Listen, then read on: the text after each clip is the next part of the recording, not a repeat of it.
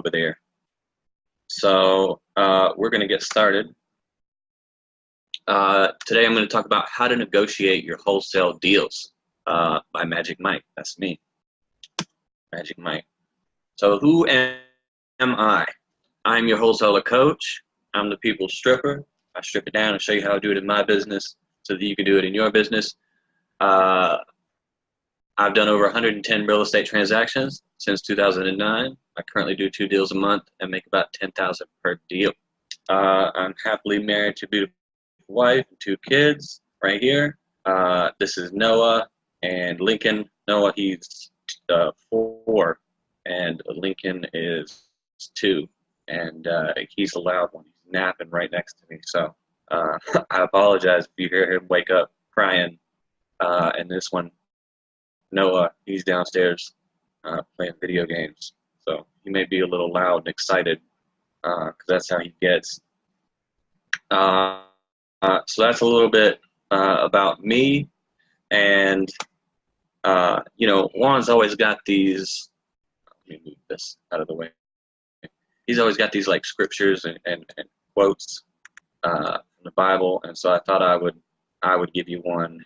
And so I've got one right here. Genesis 9:1 says, when Noah came off the ark, God said to Noah, "Be fruitful and multiply." All right. So there's you some scripture from the good book. Named my son after my papa, who his name was Noah, and he was named after the Noah. Right. So I'm doing my part right here, being fruitful and multiply. So, what is wholesaling? Okay, so you're going to be negotiating, and on here I'm going to teach you how to negotiate specifically for wholesale deals. Okay, so if you don't know what wholesaling is, you market to properties with, I've got it right here. With this right here, this is actual, this is my stuff. See right here, there's actual postcards that I send out, but I've covered up the the names, numbers, and stuff like that because I don't want y'all calling me. And so you market 2 properties, either by mail or however. You get a property under contract. There's a contract right here. You find the house. You then sell that contract to a cash buyer for more money. So this one, I think, I remember correctly, I got it at $30,000, and then I ended up selling it for $40,000. And since I was in the middle, I got that $10,000. Well, I think I actually came down to $8,000. So I made $8,000 on it. Sold it for $38,000. So you're the middle person. You get paid the middle at closing, and then of course you. So you're literally just getting a property under contract, and then you're selling that. You're flipping contracts. Really, is what you're doing. And my first deal was in Rockmart, and I was so scared because sellers knew each other and they showed up at closing at the same time. And I had worked that afternoon going in and push carts, and they were talking how they knew each other. They were some fishing hole, fishing for fish in a bucket, like $10, put all the fish you catch in a bucket. And I was like, man, if y'all were catching fish last week, why didn't y'all just talk to each other? Like, I was able to come in there, some guy they don't even know. It's like, you think people would just say, hey, I got this house. We're not doing anything with it. Oh, I'm getting divorce and I need to live near my kid. So it ended up working out for him. I made $2,000. So here are the steps to getting a wholesale deal. Okay, and this is important because when you're going to negotiate with the seller and when you're going to negotiate with the buyer is going to play a big part here. Okay, so your marketing goes out, your sellers call in, call center puts the info into Podio, you research the deal, find out what the ARV is, what you want to offer on it. If it's a great deal and they sound motivated, meaning that when you call in and they say, hey, I want $40,000 for it, or they tell the guy in Podio, I want $40,000 for it, and you're thinking more like $50,000, that person would kind of be motivated. Okay, but if they say, oh, we want $200,000 cash for it, and so total dump, that person's not motivated. So you're only going to call back the motivated people. You call them to view the deal, to get to the house, and you meet them there. And the whole point of meeting them there is to fill out the agreement. Okay. And this next one is important, number 6. Okay. If there's one thing you write down in this whole webinar, all right, you've got to write this down. Don't call it a contract. Don't use the word contract, and don't use the word sign. When you say big words like sign and contract, that's commitment. Do you want to get married? Do you want to get stuck into this contract? Do you want to sign on the dotted line? That's when they start asking questions like, oh, let me talk to my brother. Let me think about it. Let me talk to a lawyer. Let me talk to a realtor. They start, backing away from the deal. You don't want that. You want to say words like agreement, and all the contracts that I give to my students, they all say agreement, all of that.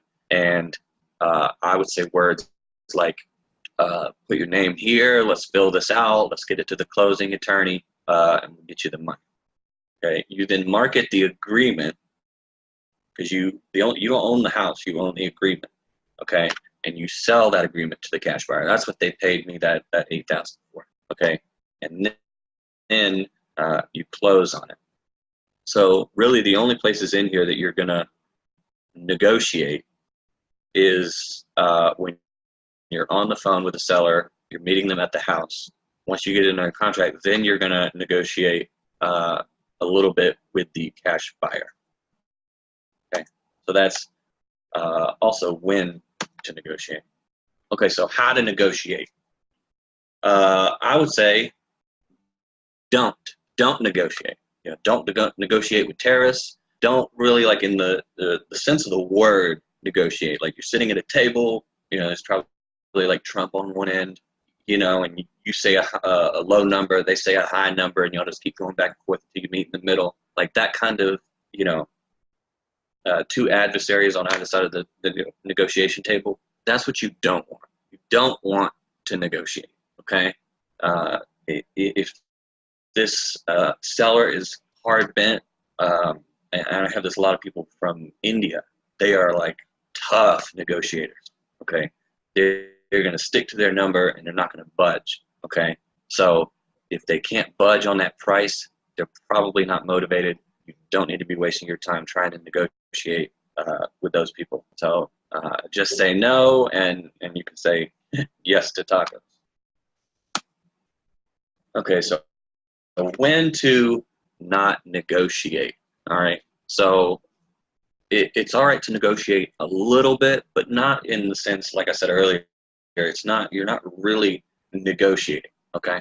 So when the seller is on the fence, and you'll get a lot of sellers who are just like, hey, I need to sell it at a cheap price, need to get rid of it, right? But those sellers who are kind of on the fence, they need a little bit of nudging to get off the fence and to sell their house to you. That's when you're going to negotiate a little bit, okay? If I hate hearing this from when I co-wholesale with other wholesalers, and what co-wholesaling is where if a wholesaler finds a deal, they get it under contract with the seller, and then I would come in with a cash buyer and we would partner up and we would split that deal. Okay, that's called co-wholesaling, partnering up. One guy finds the seller, one guy finds the buyer. I was talking to this wholesaler and he had gotten a property under contract and I was going to sell it, and I was like, well, wait, before I can sell this, it's too high. We need to come down in the price. And he said I had to fight tooth and nail. You see here, hate that word, tooth and nail. Like, what does that even mean? Like skinning a cat. Like, what are you skinning a cat for? Like, that's weird. So don't fight tooth and nail on anything. You shouldn't even be in that situation. Okay. The seller ended up being a realtor, and I was thinking, like, you had to convince this realtor to not list the property and instead go with you. And now you've got it too high.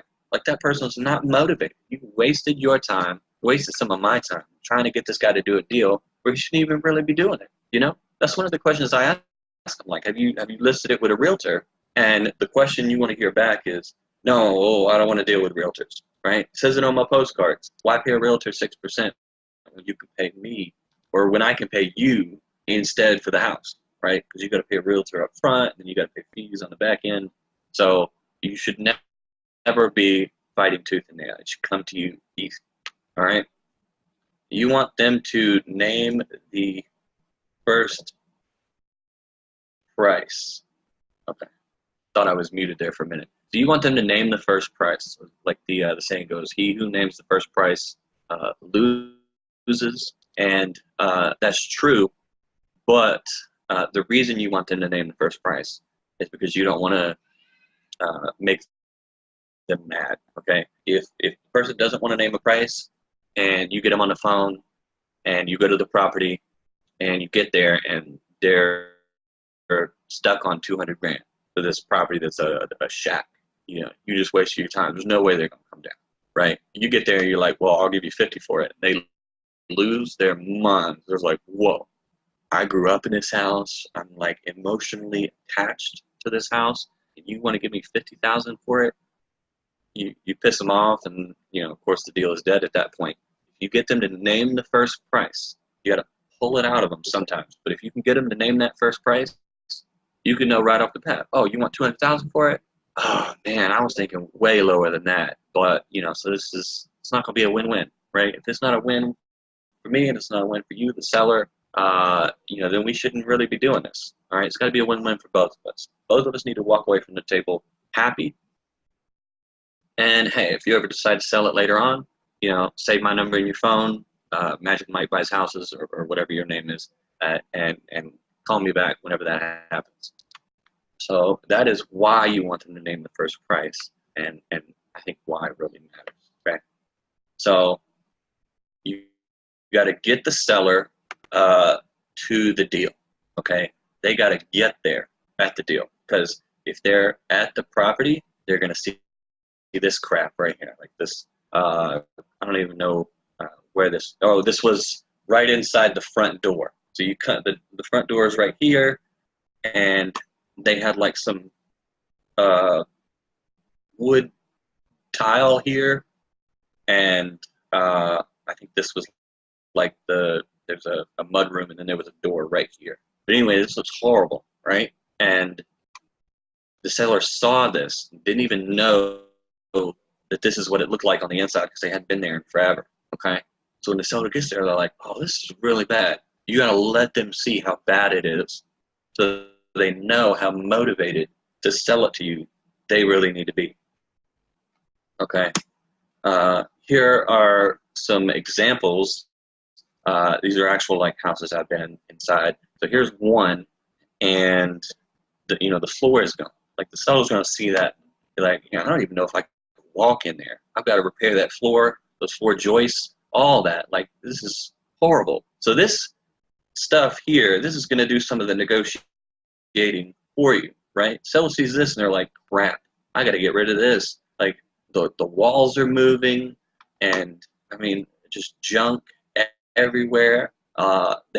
This is actually in this picture with the bathtub. This is sheetrock. So it's going to warp and everything. I don't know what they were thinking.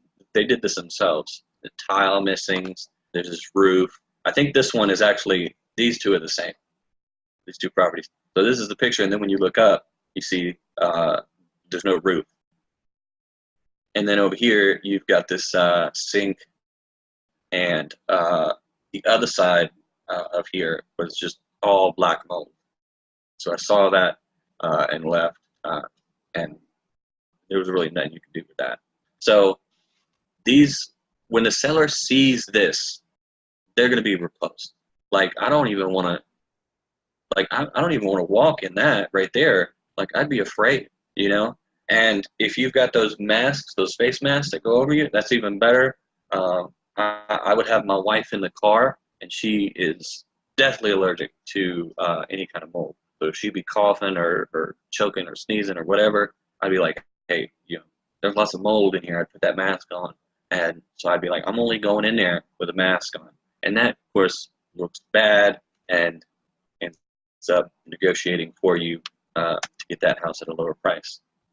So you need to get to the people nobody else can get to.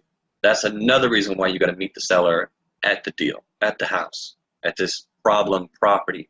Is a lot of people, and I see a lot of coaches tell their students that you can just sit at home and just call the seller on the phone, give them lowball offers, and do some deals. You can even do deals in other states. You can do it virtually. You know, and this is a big problem because if you're doing deals over the phone and you're talking and lowballing offers, seller's not going to see you. All they can do is hear you. Okay. But if you get the seller in there and they see this, right, they're going to be like, I need to get rid of this. Okay. You haven't seen the inside because you're making a lowball offer. You're assuming the worst. The seller hasn't seen the inside. Okay. I had a seller in Fort Worth who was in prison, and he'd never seen the inside, and it wasn't even this bad. But if you're able to send them like a picture of what it looks like, if they're out of state, you got to let them see it. If they can't get into the property, like the seller's not in state, you've got to somehow show them that this is how bad it is. This is why, and this is almost like Inception. They'll see this and they'll think, oh, I need to get rid of this. Okay.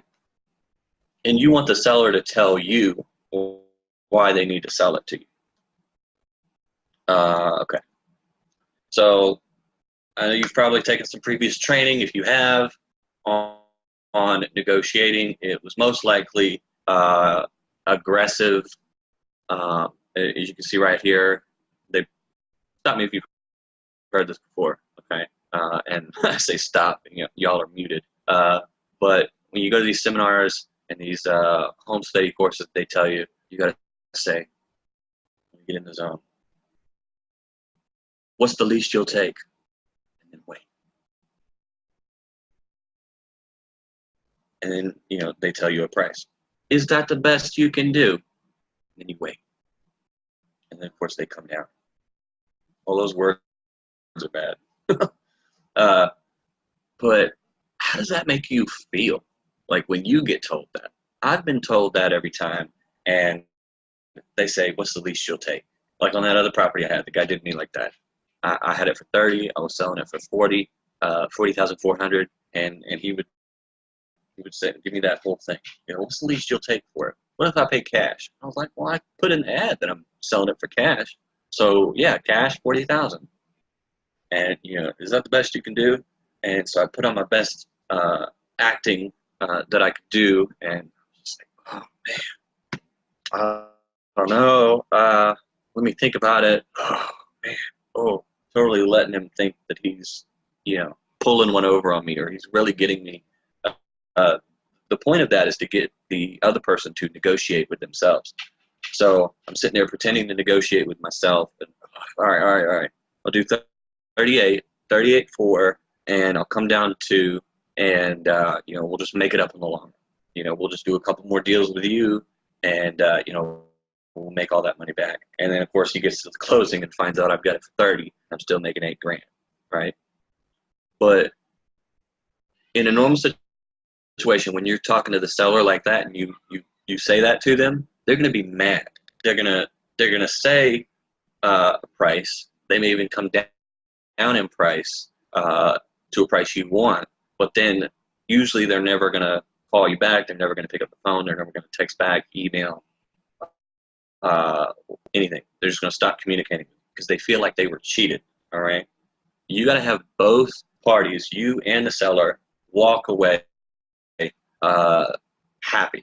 Okay. They got to be happy that they got the house at 30,000 cash, and you got to be happy that you got it at a good deal. And if both parties, if it's not a win-win for everybody, it's going to fall apart. You can have that contract with the seller at 25,000, but if they feel cheated, they're not going to show up at closing.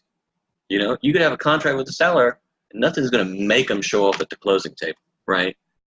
And your whole deal is going to end up falling apart. So both sides need to leave happy, and don't be aggressive. Okay. I Google searched this image, and it's a bunch of white people because Google probably knows that I'm white. But this right here, this is the image when I think of pushy, aggressive investor.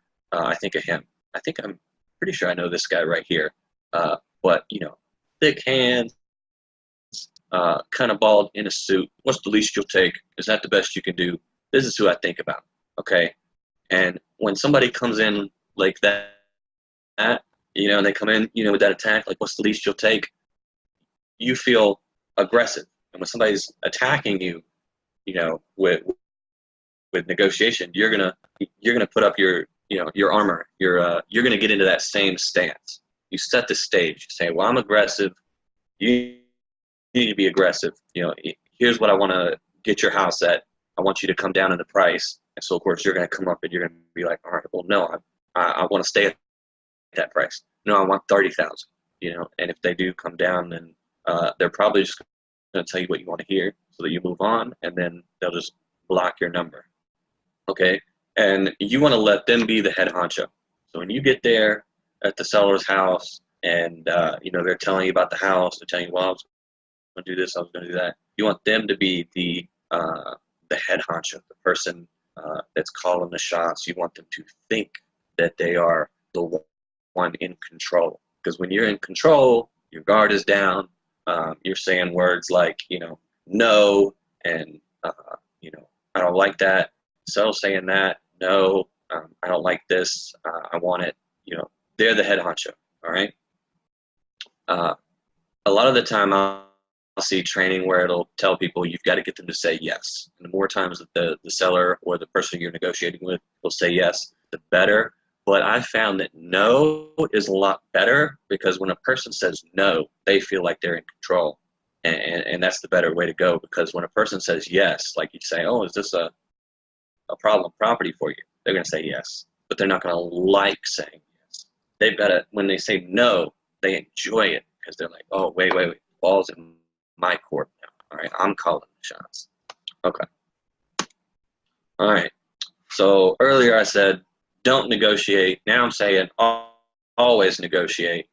But what I mean is, if you've already talked to all the motivated sellers and you've got a couple of people who are still in there, but they're not really motivated, I would still negotiate with them over the phone, because if it's a deal you're already going to throw away, why not try your skills to negotiate? I'd rather you try your skills at negotiating with deals you're okay with losing, because if you lose them, you're already going to throw them away anyway, right? So if you can negotiate that deal, you'll have a deal, you'll have your skills, you'll know what works in the negotiation process. And the alternative is, if you try your hand at getting that deal that you're okay with losing, and you get it, your skills are honed, you're a good negotiator. Then when that deal comes around in like, East Cobb or in the city, it's super nice and they're kind of motivated, you're going to have those negotiation skills from working on those deals that you were afraid to lose.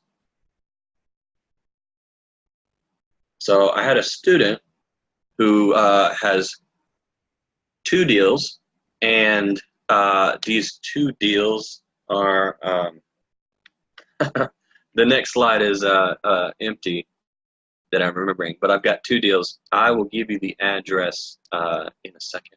But these are live deals. He was going to throw them away, and I convinced him to call the seller and negotiate the deal anyway, because he had paid for the marketing. Like, when you send out all this marketing, like right here, like look at all this marketing. Like, you're gonna send this out, and you're just gonna throw these deals away that come in. Like, they've called in. You might as well see if you can make a little bit of money, because, like Juan Pablo says, low money is better than no money. Okay, so I'm going into the Podio app, in the seller's app, within the Podio app. Okay, and got it from me. Here it is. So these are in Atlanta, in a city called Clarkston. The first address is 6677 Baines Hill Circle, and that's Baynes Hill Circle, Clarkston, Georgia, 30010. 30021, and we are selling that one for 9,900. So super cheap, right? We're just gonna throw these away. It's a condo, needs like 20 grand in work, and rents for 700. It's a 3-bedroom, 2-bath. Okay, the other address is also in Clarkston. It's in the same neighborhood, 6671 Hester's Court, Clarkston, Georgia 30021. So that is the same. It's a 3-2, 9,900 for that deal, and it's a condo and rents for 700. Okay, so those are 2 actual deals that he wanted, and he decided to partner up because he's got a full-time job. So it makes more sense if I'm on the end finding a buyer while he's at work. And he negotiated. Yeah, see, he negotiated those deals through email. So he did that all on his own, and that's how they came to be. Right? So this is like me right here, pretty much. And here's the student. I'm training him. All right, you gotta go in there and hit him. All right, so there's the 2 deals. Sorry about that. So let me talk about how I use my unfair advantage. I hear a lot of people talk, a lot of my students, that when they first come on, they're like, well, all these other people, they have this unfair advantage, and I'm at a disadvantage. I can't do deals, all that kind of stuff, okay?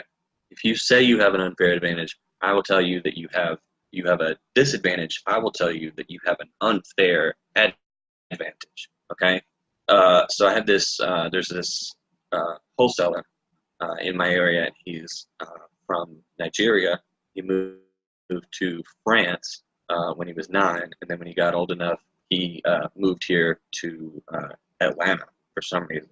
Hottest place on earth, really. But this is where he decided to go.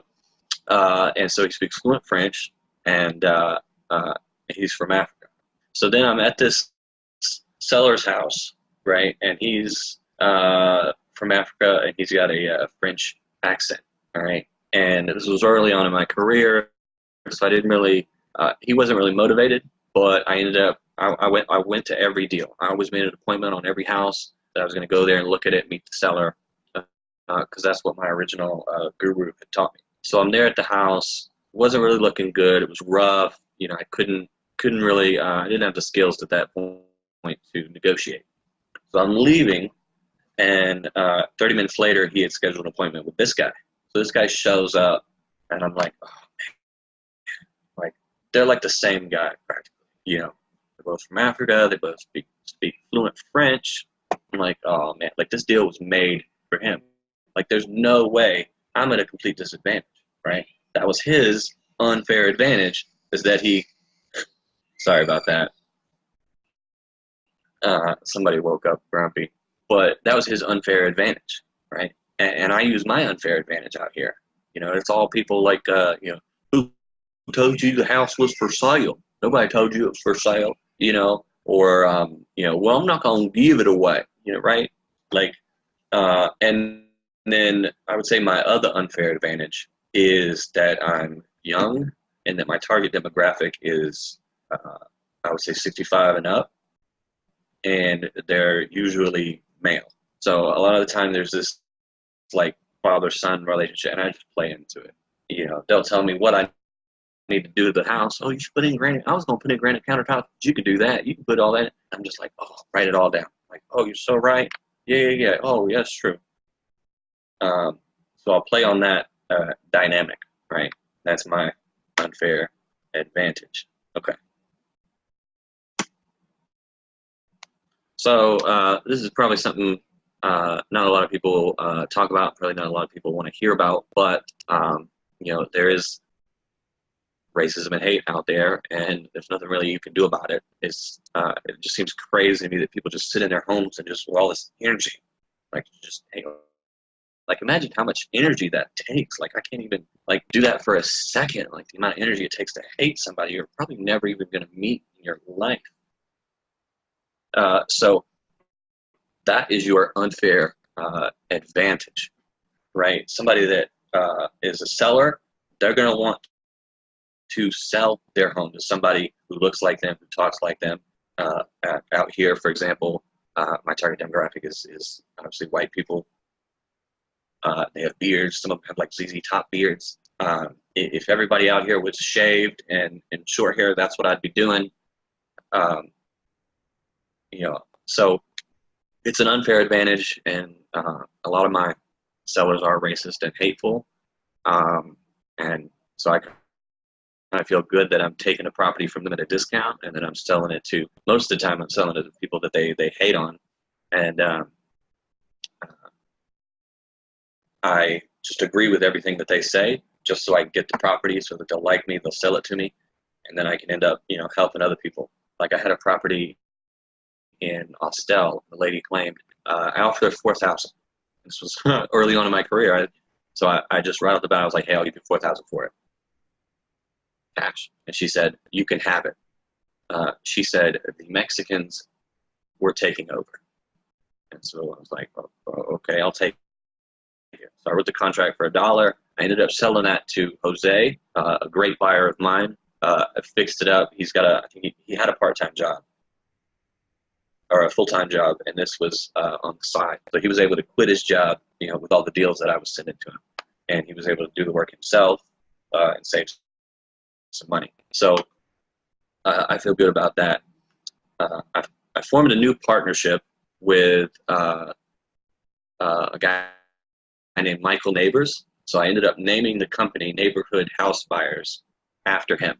And I'll talk more about that later when I get to how to win friends and influence people. But we'll get sellers who will be who won't want to deal with black people. They'll only want to talk to white people. So I'll come in and I'll get the deal from them. If I'm dealing with a seller and they don't like me, dealing with white people for obvious reasons, then we'll put Ty on, and Ty will talk to them. Okay, so you want to get in front of a seller, and if you have multiple people in your company, you want to have the person meeting with the seller who is like them, similar, because if they like you, they're going to sell to you. Okay. I had a student in Albany. First, the 3 things you need to do deals in real estate, whether it's wholesaling or whatever, is you need money, you need time, and you need knowledge. Okay, so that's why I formed this partnership. Michael Neighbors is actually, he's the guy who puts in the money for the marketing.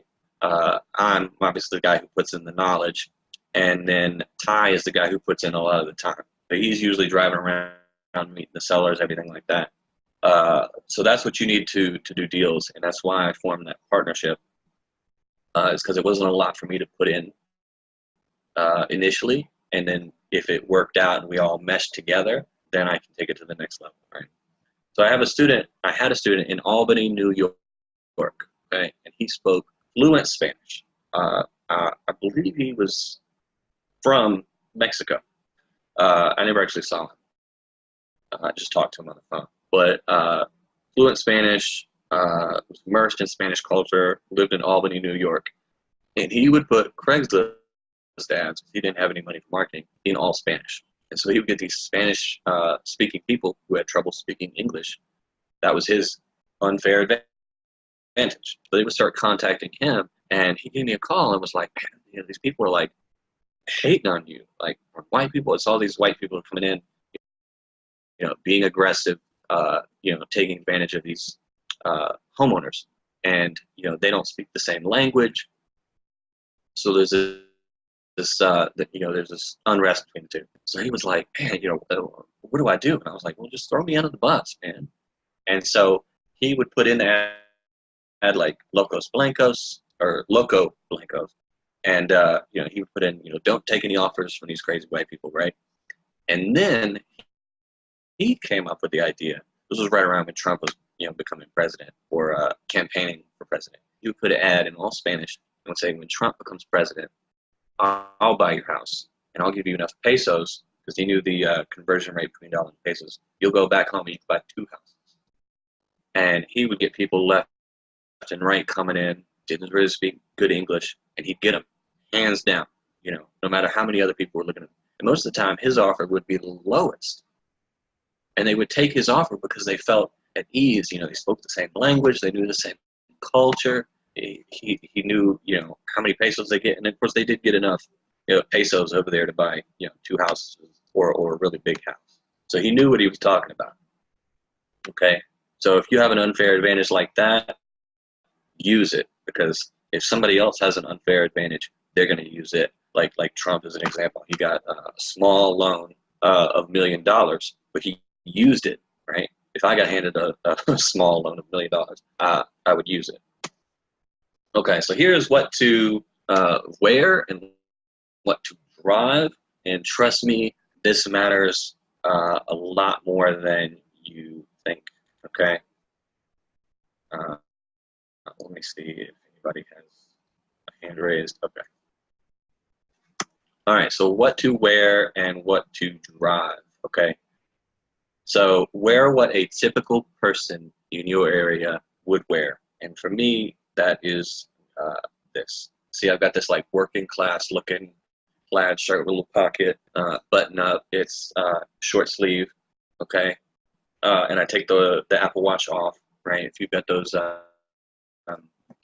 Bluetooth headset, or you got one of those that's like a necklace, you gotta take that off, right? Right? Unless everybody there wears that kind of thing. So this is the typical thing that I would wear to a seller, because I've got the beard and the ponytail. All right. This is what Juan Pablo wears, and we had a deal in the East Cobb. In East Cobb here in Atlanta, Cobb County is everybody ends up walking around like this, and so I showed up wearing this because I didn't think to wear a blazer, but he comes in and he's got the little man bag, like Indiana Jones man bag. He's got a blazer on, looking clean, and then he's got those shoes where you don't even wear socks in them. I was like, man, because you're in Yuppieville in East Cobb, it's like everybody's named Preston, and they have shorts above the knee, and of course they don't wear socks, and they're little penny loafers, and there's always a lacrosse team, 10 out of 10 school districts, that kind of thing. And so he was like, I was like, man, right? So, this is what I typically wear, or one of these, okay? So you don't want to look fancy. You don't want to look rich. You don't want to look like you have money. These sellers, when you meet them, they're full of emotions. They're not thinking with logic. They're not thinking correctly. And so if they see you and you look like you got money, you got the nice like Rolex or the Apple Watch, and you've got on a suit and a tie, and you've got like gold glasses, right, and bracelets and whatever, they're gonna think you got money. They're gonna want money, and of course they see all these TV shows with belated numbers, and they go on Zillow and see all these crazy prices. So don't look rich. You want to look like a working class person, or if you're in like the rich fancy areas, you don't look like them. Again, you look like them, you act like them, you talk like them. They like you, they'll sell to you. At the same time, you don't want to look homeless, okay? So my hair's up, right? If I were to take it down, I'd look like a caveman. So I don't do that. You can't see it, you can't smell it, but I've got deodorant on, I'm clean, I'm fresh, I take a shower. And I know y'all may be thinking like, I take a shower. A lot of people don't, and I've shown up to deals where I've showed up with the other wholesaler, and they smell like total garbage. Like, I'm like, oh man, we're gonna lose this deal. All right, I can't have this guy be showing up to the deal smelling like garbage. But at the same time, you don't want to be overpowering. All right, so look like casual Juan Pablo. This is what he looks like all the time. All right, this is what not to wear, okay? So you do not want to wear a suit and tie. You also don't want to be aggressive. But really the suit and the tie looks like money, all right? Especially not a lot of tiger print like this. It looks like you got money, all right? Looks like a music star, especially them glasses, all right? Take your Rolex watch off, leave that in the car. You definitely don't want to look like Magic Mike here, or should I say the guy that plays me in the movie, I think Channing something, right? You don't want to look like this. Definitely not this guy, okay? Definitely don't dress like this, unless the guy looks like that, or they're also in the army and they're muscular, then show up looking like they do, right? Okay. So here is the next one. This is what to not drive, okay? You don't want to show up in this nice Lincoln Navigator. I used to show up in a Lincoln Navigator, and I'd always get these ridiculous prices. And I'd be like, where are they coming up these prices? And definitely don't be bringing your sports car. If you got one, just leave it at home. Borrow somebody else's car. But, do what you got to do. You don't want to look like you have money, all right? But definitely don't be showing up in no time machine DeLorean, okay? This is what you want to drive. You want to look like, again, a working class person. This is practically what I drive, except it's orange, and I don't even know what kind of car it is, but it looks like it's got 4 doors. If I can get in the back, kids in car seats. I'll leave the car seats in the car too. I've got a baby on board because my wife likes that in the back, and then of course I'll talk to the seller. Oh, you got kids? Well, I got kids too, right? Something to talk about. And this car would be good too, all right? And especially this one, right? Looks like a working class car, but it's not beat up. It's not duct taped. Don't be having that trash bag duct taped on the side, or the front bumper falling off. You can't look like you're a crazy person, okay? All right, so that's what to wear, what to drive, what you got to look like, because that's going to influence when you meet the seller there in person. Now let's talk about Nelson Mandela and Stoicism. Okay, you may be thinking like, why does this matter? Okay, I'm going to get there. Okay, Nelson Mandela is probably the greatest person in history, in recent history, maybe aside from like the Dalai Lama. All right, there was this thing called apartheid in South Africa, and it was really, really bad. Horrible, horrible thing to happen to people. And he was trying to stop it. He was a limo driver, and he would drive around, as a limo driver, but then secretly he'd be like, hey, we're going to end this apartheid. We're going to get rid of it. Here's the plan, okay? And then some guy, of course, didn't like that at an American embassy, told on him. He went to prison for 20 years, or for a long time. And that would make you mad, like going to prison. And you'd be full of this hate, like, man, I can't believe they put me in prison for trying to stop all this bad stuff, and they're still out there doing bad things. Like apartheid was there the whole time he was in prison, but he started reading books there in the prison on Stoicism. Okay, Stoicism was created by a man named Zeno of Citium, and he is a philosopher, and he had a ship full of all his earthly possessions. He was a merchant. He was going to sell them. And so he pulls into Greece and or Rome, ancient Rome, I believe. And he pulls in, and as he's getting to shore, his ship sinks. Everything he owns in life sinks to the bottom. It's gone. All he's got on him is clothes on his back. Swims to shore, lucky to be alive, right? But he's thinking, like, what do I do with my life? Like, closest thing I could say to this is like when you finish a Netflix series and the whole series, and it's over, and you're like, you got this like deep pit, right? Imagine that times 100. Okay, that's what this guy was feeling, right? He'd be angry, he'd be mad, frustrated, probably suicidal. Okay, but he walks into a library, starts reading about philosophy. He goes over to this place where he starts telling people about his philosophy, and the name of that place was Stoic. So they named it Stoicism, and Nelson Mandela was reading up on Stoicism. And Stoicism is, no matter what happens around you, no matter all these bad things that come at you, you don't get emotional about it. You're stoic. You're rock hard. You're like a robot, a Vulcan, an android. You're thinking clearly, okay? And that is what helped Nelson Mandela when he got out, ended apartheid, became president, and it's just been great since then. And none of that would have happened had he come out and been angry and said, all these people saying these hateful things to him, and then he returns that. When he returned hate, it doesn't work. Okay, so I've got 2 books here, and they're on Audible. Conversations with Myself, with a foreword by Barack Obama. That's always a plus. And this is on Audible. And I like this better than the other one that's on there. And then this other one is not written about or by Zeno, but it's written by a couple other people of his works. It's called Essential Stoic Philosophy, All-in-One Stoicism. Okay, deals will fall apart if you yell at the seller, you get mad at the seller. Some of these people, it's hard. It's going to be real hard. Like, I would say I'm pretty good at holding in my emotions when I'm there, but there will be some times where these sellers are going to try you, where these other wholesalers are going to be there with, maybe your business partner is going to be there, and you're going to see them just start to blow up. Okay, you can't be doing that. Okay, you can't be yelling at the seller, you can't be yelling at the buyer, you can't let your emotions come in.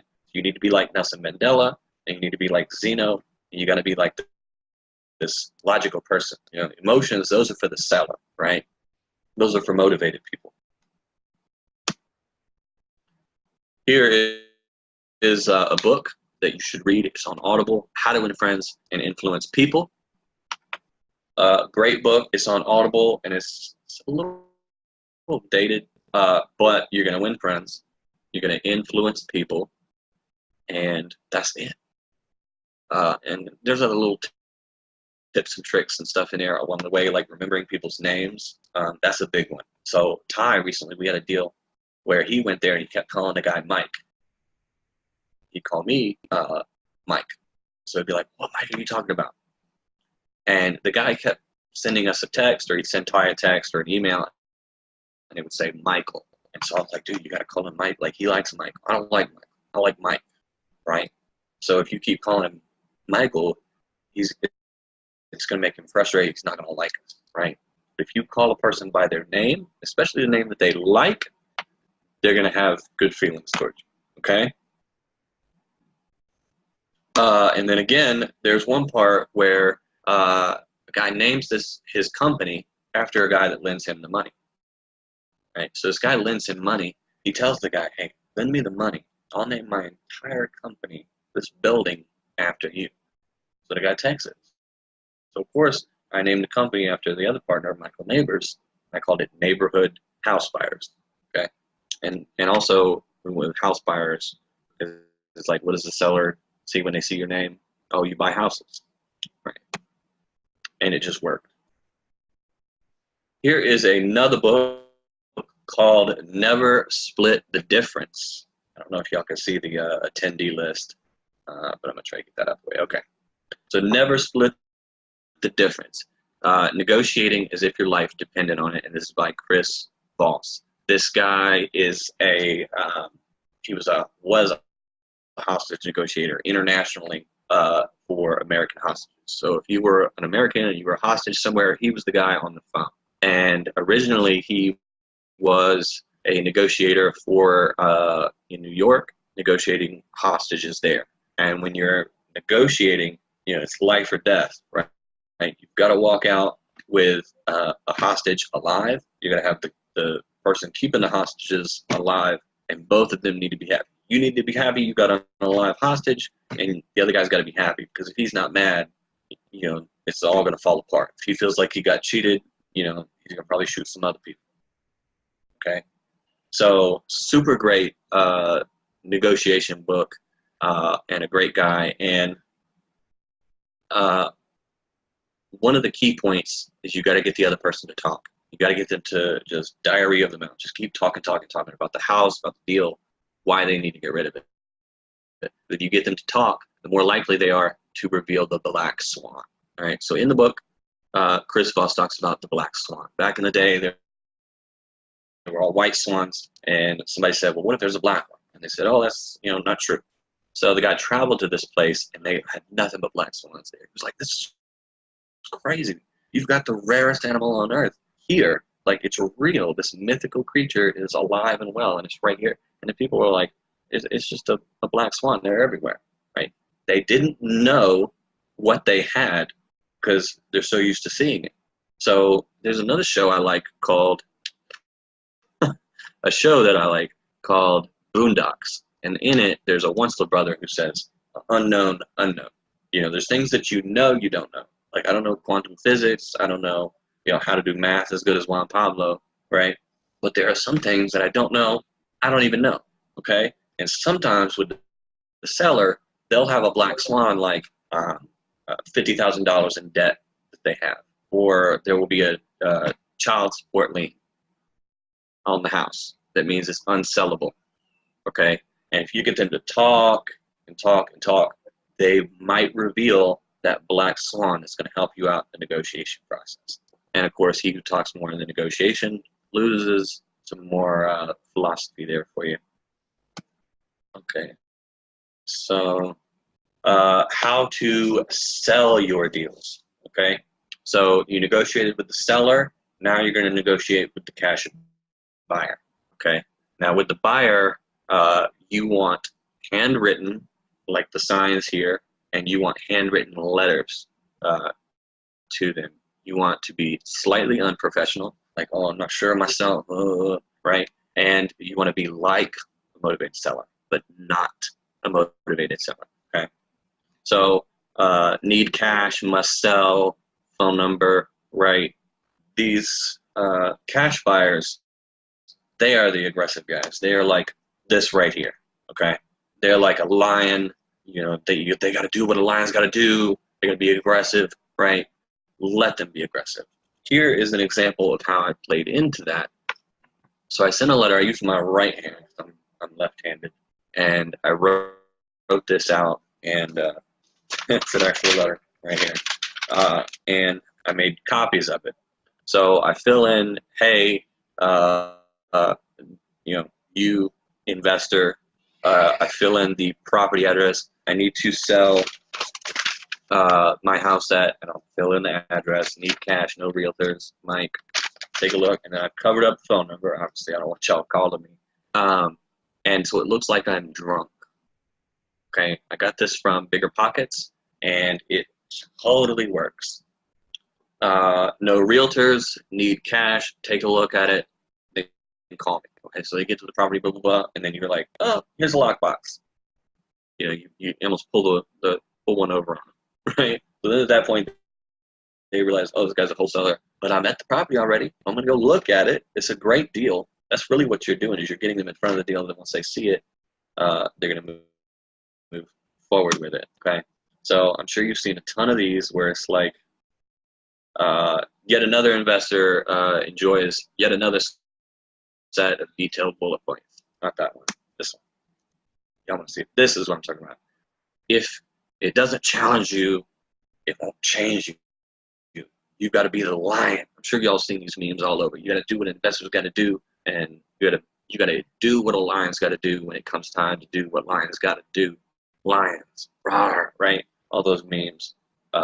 That's who you're looking for as a cash buyer, and you want to play into that. Like, oh, I'm the motivated seller. You're the head honcho again, and Inception. Okay.